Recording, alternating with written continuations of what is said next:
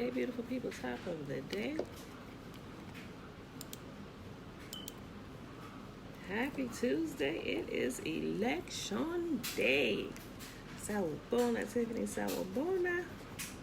People are already out right now. They're getting ready to vote or voting as we speak.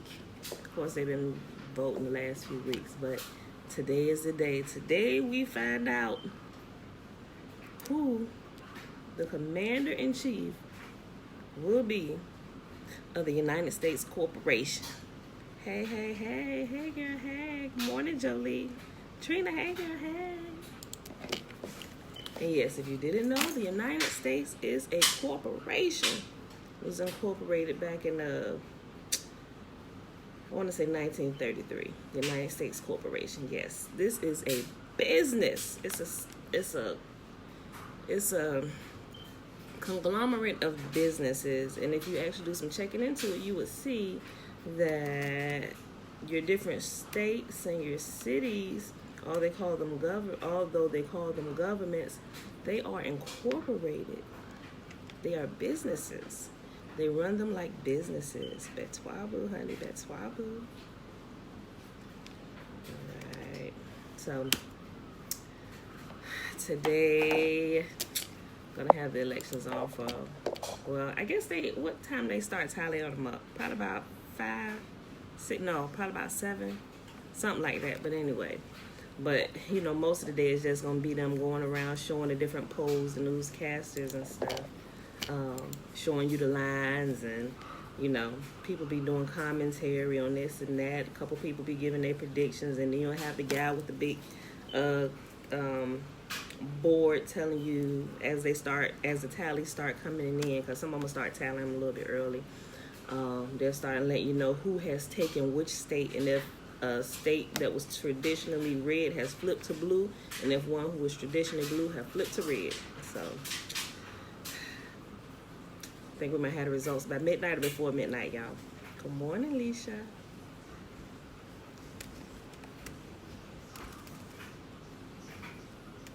I think we'll have the results before midnight.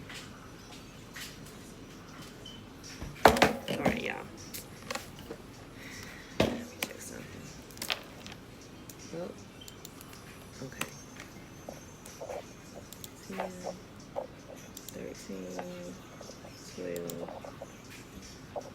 Oh, why not? You ever get the Lucy's one? 98.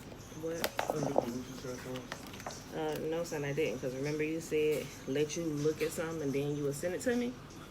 I never received that from you. So, no, I didn't order it. Peaceful Risings. After midnight, Tiffany, think after midnight? One thing I do know, the current POTUS has his lawyers on standby. And let me be honest. Today is election day. Yeah, are you ready for 2 dumb white dudes to get elected? Boy, get out of here. We are like live. Watch your... Everybody know that already. You ain't even got to do all that live on the camera. Anyway, assuring them that y'all need to know that we about to. Teenagers. President should not be over the age of 50. Okay. Common fact. Well, Jeremiah just said he don't think the president should be over the age of 50. Some presidents don't really start maturing for real until around about that age, about 40. It would common sense start kicking in for real. Not everybody. That's not, to men, but women too, but I'm just saying for the most part, that's why they set the age range so high, because it gives them time to develop, especially if they've been in government or if not. But I kind of do agree with that. I don't think that they should be over a certain age.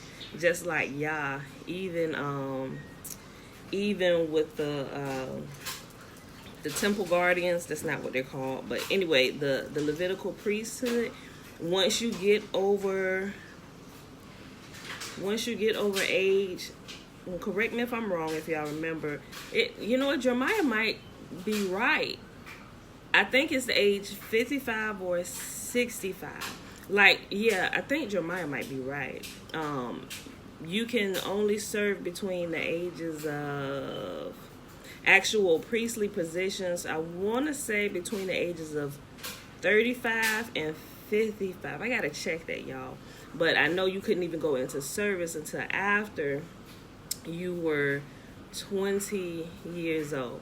But yeah, and definitely I really don't think some of the positions should be held long term, simply because you could be, say if you're greetings, say if you've been holding office for a long time, some people, not all people, get what I'm saying, some people tend to be compromised with some of the new blood that's coming in, and if you stand in for a long time, you kind of get comfortable in your position, and if nobody else is running up against you to take your seat, a lot of times by default those people get to keep those seats, unless like the office of the president, you can't serve any more than 2-year consecutive back-to-back terms, so a total of 8 years.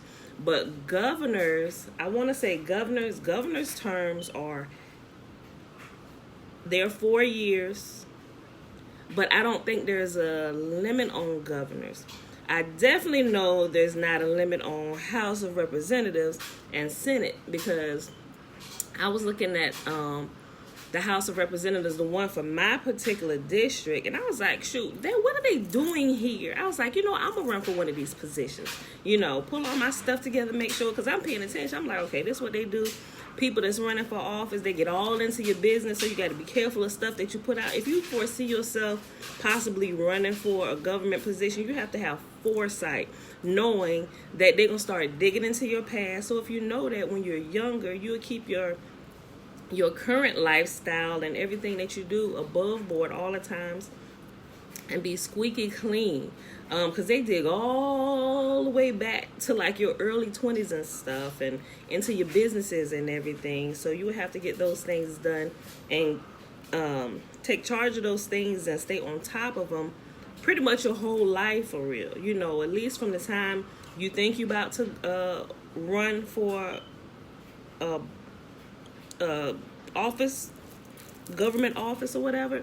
Even if you have done something in your past. I was even watching the training. I went and I got a training for people who want to eventually take public office. There's a training and different things that they take you through, and especially if you have something in your past, how to get it cleaned up before you run, because it's 100%. They were 100% sure that if something is there, they're gonna dig it up. And so they tell you, okay, it could be bad, but the thing is, you got to put yourself on blast before they put you on blast, and you have to control your own narrative. You have to present it to the people before the media can come in to present it to the people in a way that's not so presentable to you. So say, I don't know, yeah, if you murder somebody, you definitely ain't gonna run for office. But say, I don't know, maybe like a big business dispute or something, maybe something bad business deal or something like that. Maybe you really were wrong. You need to first of all correct what you did, pay recompense to whoever you done screwed over or whatever it is, and make that business dealing right whichever way you can. Because first of all, that person that on the receiving end of your bad business, all of a sudden they get real vocal when you're running for a public office. So you need to make amends with them. You don't need to tell them ahead of time, but you just need to have foresight. Okay, listen, this was wrong. I apologize. What can I do to make this right? Repair, restore, give them a big discount, whatever. So that person no longer has aught against you, because when it's time to come out, that person be like, I remember that guy. You know what? That person, I know that person. I had a business deal, and he definitely was wrong, and I was heated. But you know what? That guy or that woman came back, and they made that right. Now you kind of got a friend on your side and not a foe. And I don't think a lot of people think about that.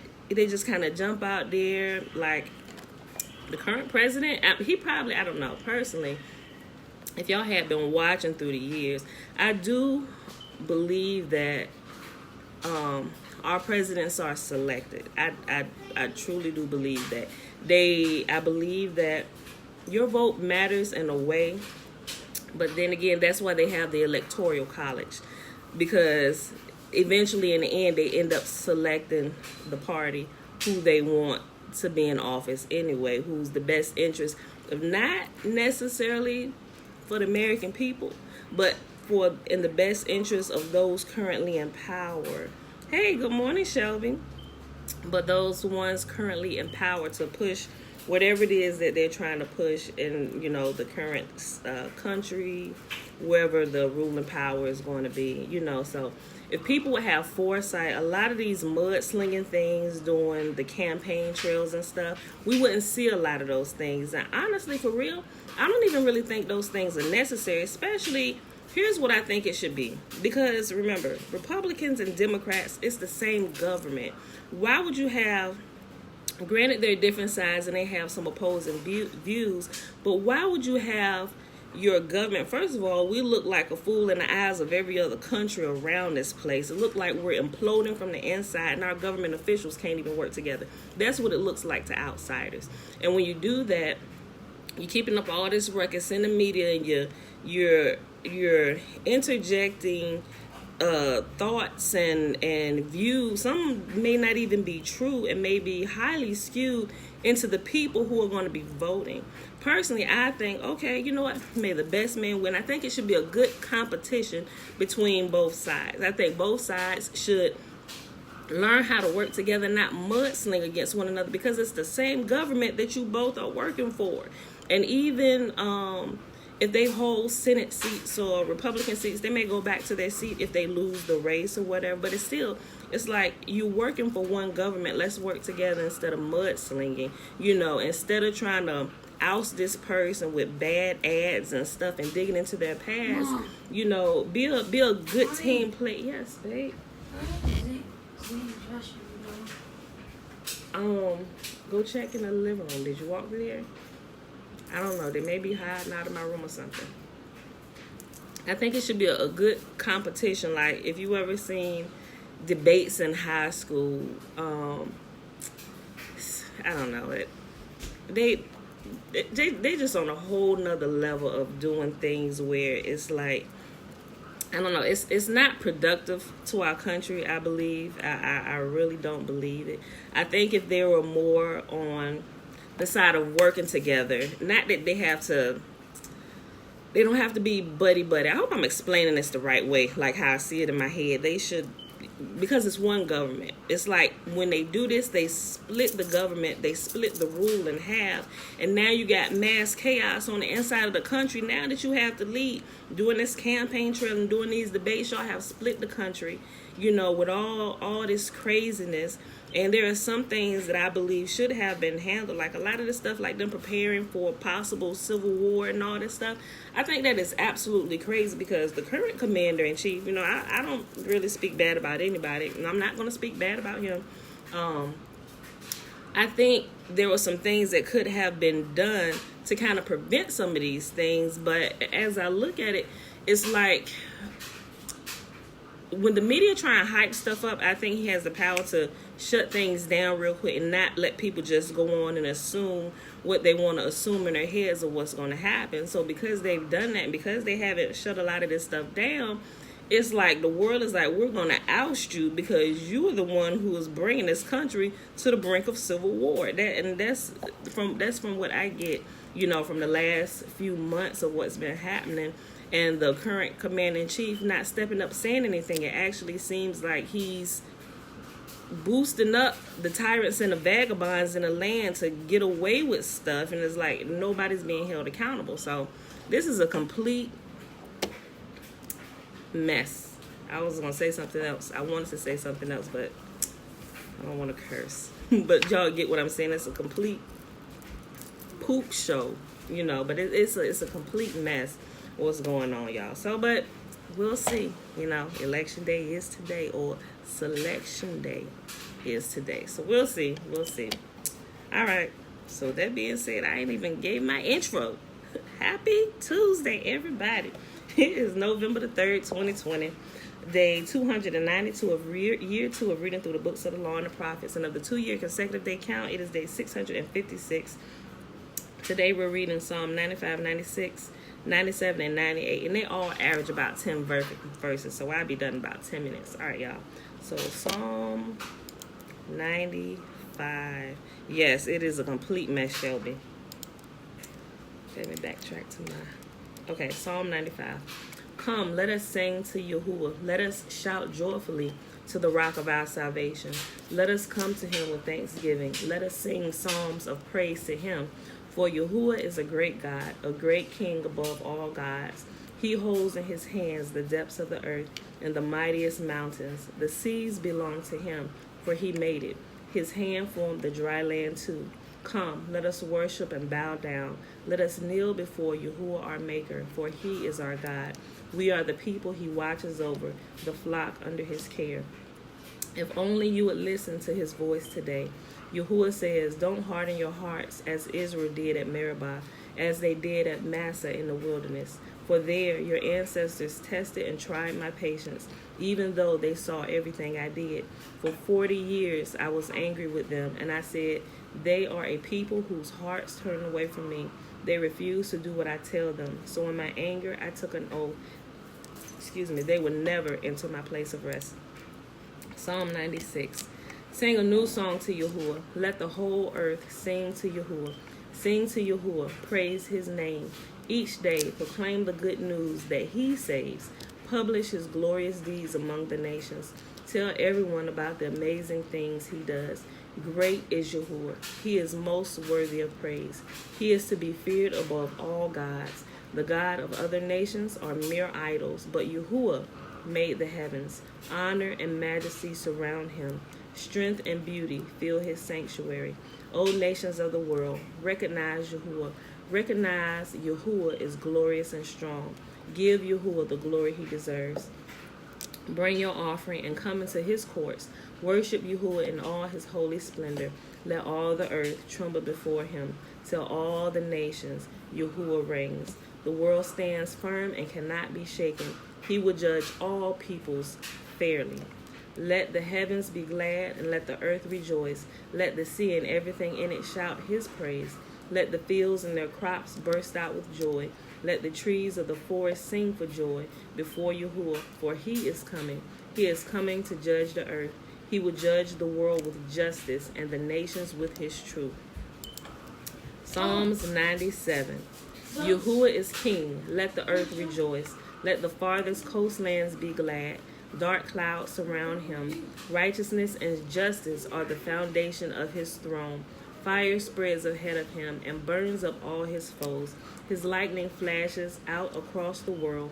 The earth sees and trembles. The mountains melt like wax before Yahuwah, the God of all the earth. The heavens proclaim his righteousness. Every nation sees his glory. Those who worship idols are disgraced. All who brag about their worthless gods, for every god must bow to him. Jerusalem has heard and rejoiced, and all the towns of Judah are glad, because of your justice, O Yah. For you, O Yah, are supreme over all the earth. You are exalted far above all gods. You who love Yahuwah hate evil. He protects the lives of his godly people and rescues them from the power of the wicked. Light shines on the godly and joy on those whose hearts are right. May all who are godly rejoice in Yahuwah and praise his holy name. Last chapter for today, y'all, Psalm chapter 98. It's 9 verses. Sing a new song to Yahuwah, for he has done wonderful deeds. His right hand has won a mighty victory. His holy arm has shown his saving power. Yahuwah has announced his victory and has revealed his righteousness to every nation. He has remembered his promise to love and to be faithful to Israel. The ends of the earth have seen the victory of Yahuwah, our God. Shout to Yahuwah, all the earth. Break out in praise and sing for joy. Sing your praise to Yahuwah with the harp and a melodious song, with trumpets and the sound of the ram's horn. Make a joyful symphony before Yahuwah, the King. Let the sea and everything in it shout his praise. Let the earth and all living things join in. Let the rivers clap their hands in glee. Let the hills sing out their songs of joy before Yahuwah, for he is coming to judge the earth. He will judge the world with justice and the nations with fairness. All right, beautiful people, let's head on over to the blessing. Y'all know where that's found.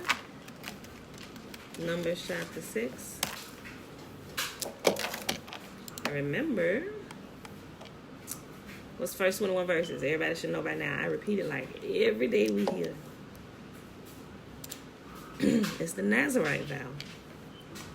And remember, the Nazarite vow, the first 21 verses, 1 through 21, it talks about those men or women, either man or woman, can make a special vow of the Nazarite, setting themselves apart to Yahuwah in a special way. And with this vow, they must not drink alcoholic drinks, no wine or vinegar from the tree. You can't drink fresh grape juice. You can't eat fresh grapes, dried grapes. Remember, raisins, you can't eat them either because they're essentially dried grapes. I would probably put prunes in that same category, but you can't eat those, drink those. You can't cut your hair during the time of your vow. You must let the locks of your hair grow long. No scissors. Let's just say anything that will cut the hair, scissors, razor, anything. It cannot touch your hair because you wear your consecration on your head. That's your vow. That's what it says. You wear your consecration on your head to Yah. So during the time of this vow, the locks of your hair grow long. You cannot eat anything of the grapevine, drink it, juicy, wet, dry. You cannot go near a dead body, human or beast, because doing that particular thing right there, going near a dead body, touching it, human or beast, person or animal, will cause your vow to be broken. If you happen by mistake to violate your vow in any other way, you can simply repent, but actually touching a dead body, human or beast, will nullify your vow. And if you take a 5-year vow to be a Nazarite, and if you're 4 years in and you touch a dead body, human or beast, your whole vow is dull. It's null, and it's you got to start over. That's what he says. If you break it that way, you have to start your vow all the way over, and you must fulfill the original vow from the very beginning. So if you were 4 years in and you broke it by touching a dead body, human or beast, even if it was by mistake, your vow is broken, and you have to start over. You got to start back at year 1 and complete the full 5-year vow that you set before Yah. So, like I said, man or woman can take that vow. That's something that you dedicate to Yah. You know, it's not a vow to be taken lightly. Think about it today. Oh, yeah, I think I'm going to do that. No, because this is a long vow. And you can tell it's a long vow simply because the hair on your head, this is wrong. The hair on your head grows long. And a lot of time your hair don't grow long in a year. So I would say based on how my hair grows, it's at the very least a 2-year vow. A 2-year vow at the very least. And I could be wrong. I said that's just based on how fast my hair grows. So I would think it wouldn't be anything less than 2 years. So think about it, ponder on it, consider all things that will be required of you. If you're a big drinker, you know, you can't drink any strong drink during the time of your vow. So you have to be willing to give up those things. And also, since you can't touch a dead body, if you think just a little bit deeper below the surface, that means you also can't eat meat. Because meat is dead flesh. You cannot consume dead flesh if you can't touch dead flesh. You can't have your spouse or friend put dead flesh in your mouth and think you bypassing the, oh, I didn't touch it, I had somebody else. No, because the beast meat is going in your mouth and it's in your sip. You can't touch it. So you have to consider that as well. No alcoholic beverages. No meat. If you're having a problem with that and you think you want to take this vow, maybe you should take some time, a year or so, just to wean yourself off of those things, so you don't have such a hard time during the time of the vow. If you choose to take it, it's a voluntary vow. Think about it. Don't make vows lightly to Yah. So think about it. If you want to do it, prepare yourself ahead of time. You know. So, and even with your hair, if you think. If you've been big on doing your hair, getting it done every week, you know, hey, you won't have to think of some protective styles. Dreadlocks is a really good style, you know. Depending on when you go get your hair retwisted, if they use like crochet needles to get some of that free hair in. I don't know. Is that considered cutting? Not necessarily, but it could. And you got a hairstylist on your head twisting, if they don't know that you've taken a Nazarite vow and they see a lock that's kind of thinning out and they want to thicken it up, or they need to like detach one and reattach it, because I caught myself, wait, nope, please, no scissors, just don't worry about it. Add it together with another. We'll fix that along the way. You have to be careful about those things. You like really have to think this through. If you're going to twist it, you can twist it, just palm roll it or however, just don't put scissors to your hair, because that will cause you to break your vow as well. Touching the dead body and cutting your hair, because the hair is your sign of consecration. So, like I said, it's not to be taken lightly. You should thoroughly think it through. Take some time and thoroughly think it through and prepare yourself to do this if you should decide to take that vow. All right, so that's Numbers chapter 6, verse 1 through 21. I would encourage you to go read it in its full entirety. So you know what? Why not? We're here. Let me just read it to you. We're here already. Okay. This is probably the first time, when we were in Numbers, I read it, but here you go. Numbers chapter 6. Then Yahuwah said to Moses, give the following instructions to the people of Israel. If any of the people, either men or women, take the special vow of a Nazarite, setting themselves apart to Yahuwah in a special way, they must give up wine and other alcoholic drinks. They must not use vinegar made from wine or from other alcoholic drinks. They must not drink fresh grape juice, and they must not eat grapes or raisins. As long as they are bound by their Nazarite vow, they are not allowed to eat or drink anything that comes from the grapevine, not even the grape seed or skins. And remember, if you're cooking a little more healthy and use grapeseed oil, you can't use that either. You have to be careful. Verse 5, they must never cut their hair throughout the time of their vow, for they are holy and set apart to Yahuwah. Until the time of their vow has been fulfilled, they must let their hair grow long. And they must not go near a dead body during the entire period of their vow to Yahuwah. Even if the dead person is their own father, mother, brother, or sister, they must not defile themselves, for the hair on their head is the symbol of their separation to Yahuwah. This requirement applies as long as they are set apart unto Yahuwah. If someone falls dead beside them, the hair they have dedicated will be defiled. They must wait 7 days and then shave their heads. Then they will be cleansed from their defilement. On the 8th day, they must bring 2 turtle doves or 2 young pigeons to the priest at the entrance of the tabernacle. The priest will offer one of the birds for a sin offering and the other for a burnt offering. In this way, he will purify them from the guilt they incurred through the contact with the dead body. Okay, I'm not going to get into all the details about this right here, but if this happens today, you would simply repent. That's what you would do. Remember, I'm doing the whole thing on the sacrifices, and some were added and some applied, but some really did not apply, and it was added leaven. So if you happen to take it, and you by chance defile yourself, breaking your vow, you will simply repent, and then you will start your vow over. Follow this, repent, and then you start it over on the 8th day. Yeah, you would just simply repent, wait 7 days, and start it over. I'll read that again. If someone falls dead beside them, the hair they have dedicated will be defiled. They must wait for 7 days and then shave their heads.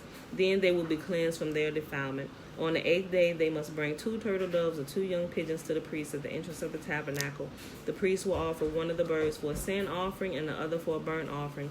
In this way, he will purify them from the guilt they incurred through the contact with the dead body. Then they must reaffirm their commitment and let their hair begin to grow again. The days of their vow that were completed before their defilement no longer count. They must rededicate themselves to Yahuwah as a Nazarite for the full term of their vow, and each must bring a 1-year-old male lamb for a guilt offering. This is the ritual law for Nazarites. At the conclusion of the time of the separation as a Nazarite, they must each go to the entrance of the tabernacle and offer their sacrifices to Yahuwah. A 1-year-old male lamb without defect for a burnt offering, 1 year female lamb without defect for a sin offering, and a ram without defect for a peace offering, a basket of bread made without yeast, cakes of choice flour mixed with olive oil, and wafers spread with olive oil, along with their prescribed grain offerings and liquid offerings. The priest will present these offerings before Yahuwah, first the sin offering and the burnt offering, then a ram for a peace offering, along with the basket of bread made without yeast. The priest must also present the prescribed grain offering and liquid offering to Yahuwah. Then the Nazarite will shave their head at the entrance of the tabernacle. They will take the hair that had been dedicated and place it on the fire beneath the peace offering sacrifice. After the Nazarite's head has been shaved, the priest will take for each of them a boiled shoulder of the ram, and he will take from the basket a cake and a wafer made without yeast. He will put them all into the Nazarite's hands, and then the priest will lift them up as a special offering before Yahuwah. These are holy portions for the priest, along with the breast of the special offering and the thigh of the sacred offering that are lifted up before Yahuwah. After this ceremony, the Nazarites may drink wine again. This is the ritual law of the Nazarite who vow to bring these offerings before Yahuwah. They may also bring additional offerings if they can afford it, and they must be careful to do whatever they vow when they set themselves apart as Nazarites. All right, y'all. So that is the law of the Nazarite. Okay, so remember, when you go and you decide to do this, remember the animal sacrifices and all that stuff do not count, because you can still, even this day, as I saw y'all about it, he said, though, okay, for sake of having to explain all this again, read it without the animal sacrifices in there, because they do not apply. They absolutely do not apply. Just remember that everything else can be done without that. The same thing. So at the end of your vow, you will simply cut your hair. And I think I would actually even go, and this is just me, when I cut my hair at the end of my vow, I think I'm gonna probably, I don't know, maybe just put it in a bowl and burn it. Simply because I don't want to just like throw it away in the trash, but I simply want to make sure it's completely dissolved, and I want to watch it completely dissolve away, if that makes sense, So I guess that could be because that's what they were going to do. They were going to put the hair with the hair with the offering, and they were going to burn it. That would be considered a burnt offering. Some people, you talk to them, they say, "Oh, that kind of sound like witchcraft." No, I mean, that's personally just me, because I know witchcraft is done. Not that there's anybody around my house around here doing witchcraft, but people do take strands of your DNA and hair and perform real witchcraft rituals. So that's simply why I would take it and I would watch all my hair completely burn up, so at the end of my vow. Or some people may just take it and throw their hair in the trash. I don't know. Yeah, see, I mean, yeah, I was too. When I grew up, my mom, when they would do that, they would take it, put in the ashtray, and burn it up. And I'm going to ask her about it today, too. I don't know. They could probably think the same thing, because I knew they talked about different things. Not that they did witchcraft or anything, but we know that there's people who do witchcraft. And you ain't getting none of my strand of DNA and all that stuff. Like people that do voodoo dolls, y'all know that stuff is real. And that stuff actually works. Not saying that I've done it, but I've heard some stories of different people even doing something. Even growing up in high school, talking to somebody. They didn't go to our high school, Alicia. They actually was going to a high school in Chicago. It was my best friends cousins who would come down, and they would tell us some of the stuff that was happening in their house and what their mom was doing. I'm like it blew me away. So I know this stuff is real, So and a few more things that I've experienced in life, and I know. So that's why I would personally, at the end of my Nazarite vow, I would take it and I would make sure it all burns away, so there's nothing left of it, So, but that's it, y'all. All right, so let's do the blessing. Hold on, y'all. Oh, no wonder why. Oh, I didn't hit this. I was like, something has changed about this. Okay. Okay, y'all, so the blessing, yes, is real. No weapon formed against us shall prosper. Yes, Alicia, absolutely. So if you decide to take that, remember, It's in Numbers chapter 6, verses 1 through 21. And the blessing is found starting at verse 22 all the way to the end of the chapter, which is verse 27.